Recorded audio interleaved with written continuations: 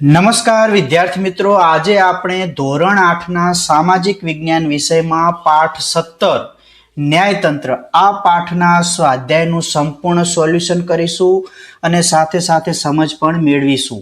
તો ચાલો શરૂ કરીએ સ્વાધ્યાયનું સોલ્યુશન. પ્રશ્ન 1, નીચેના પ્રશ્નોના ઉત્તર એક વાક્યમાં આપો. પ્રથમ પ્રશ્ન, ફોજદારી દાવામાં કઈ બાબતોનો સમાવેશ કરી શકાય છે? ઉત્તર, ફોજદારી દાવામાં ચોરી, લૂંટફાટ, ખૂન, મારામારી વગેરે દાવાઓનો સમાવેશ થાય છે. પ્રશ્ન 2, સેશન્સ ન્યાયાધીશ કોને કહેવાય? ઉત્તર, જિલ્લા અદાલતમાં ન્યાયાધીશ ફોજદારી મુકદ્દમા ચલાવે ત્યારે તેમને સેશન્સ ન્યાયાધીશ કહેવાય. પ્રશ્ન 3, આપણા દેશની બધી અદાલતોમાં કઈ અદાલતનું સ્થાન સૌથી ઊંચું છે? ઉત્તર, આપણા દેશની બધી અદાલતોમાં સર્વોચ્ચ અદાલતનું સ્થાન સૌથી ઊંચું છે. પ્રશ્ન 2, નીચેના પ્રશ્નોના ઉત્તર આપો. પ્રથમ પ્રશ્ન, વડી અદાલતની સત્તા અને કાર્યો વિશે નોંધ લખો. જવાબ, વડી અદાલતની સત્તા અને કાર્યો, કાર્યક્ષેત્ર અને અધિકાર ક્ષેત્રને 3 વિભાગોમાં વહેંચવામાં આવ્યા છે. 1, મૂળ અધિકાર ક્ષેત્ર, 2, વિવાદી અધિકાર ક્ષેત્ર અને 3, વહીવટી અધિકાર ક્ષેત્ર.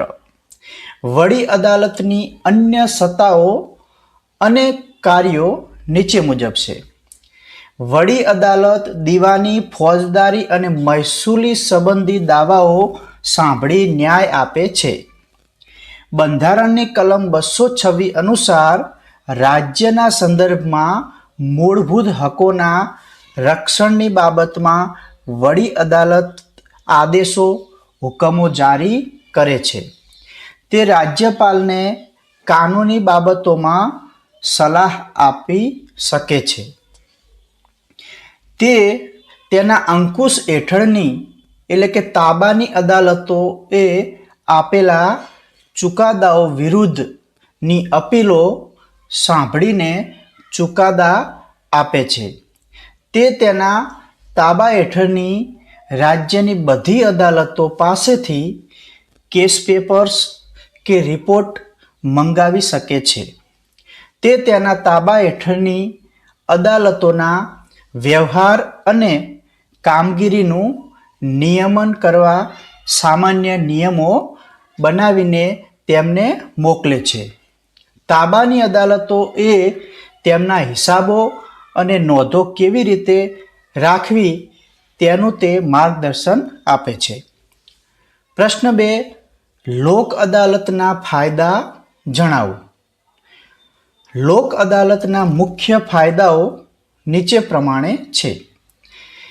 લોક અદાલતના માધ્યમથી સ્થળ પર જ બંને પક્ષો વચ્ચે શાંતિથી સુખદ અને કાયમી સમાધાન થાય છે. પ્રજા અને કોર્ટ કચેરીના સમય અને નાણાં બચે છે.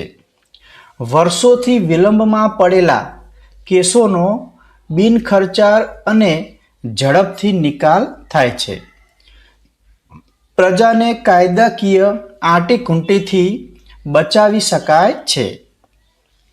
સમાજના ગરીબ અને શોષિત લોકોને સરળ રીતે ઝડપી અને સસ્તો ન્યાય મળે છે.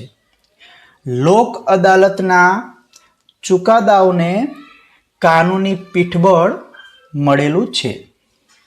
પ્રશ્ન 3, યોગ્ય શબ્દો વડે નીચેના વિધાનોની ખાલી જગ્યાઓ પૂરો. પ્રથમ ખાલી જગ્યા, ન્યાયની દેવીએ પોતાના હાથમાં ખાલી જગ્યા અને ખાલી જગ્યા ધારણ કરેલ છે. જવાબ, ત્રાજવું અને તલવાર. બીજી ખાલી જગ્યા, વડી અદાલતના ચુકાદા સામે ખાલી જગ્યા અદાલતમાં અપીલ કરી શકાય છે. જેનો જવાબ છે સર્વોચ્ચ અદાલતમાં. 3. ગુજરાત રાજ્યની વડી અદાલત ખાલી જગ્યા શહેરમાં છે. જવાબ અમદાવાદ. પ્રશ્ન 4. આપણા દેશની સર્વોચ્ચ અદાલત ખાલી જગ્યા શહેરમાં આવેલી છે. જવાબ દિલ્હી.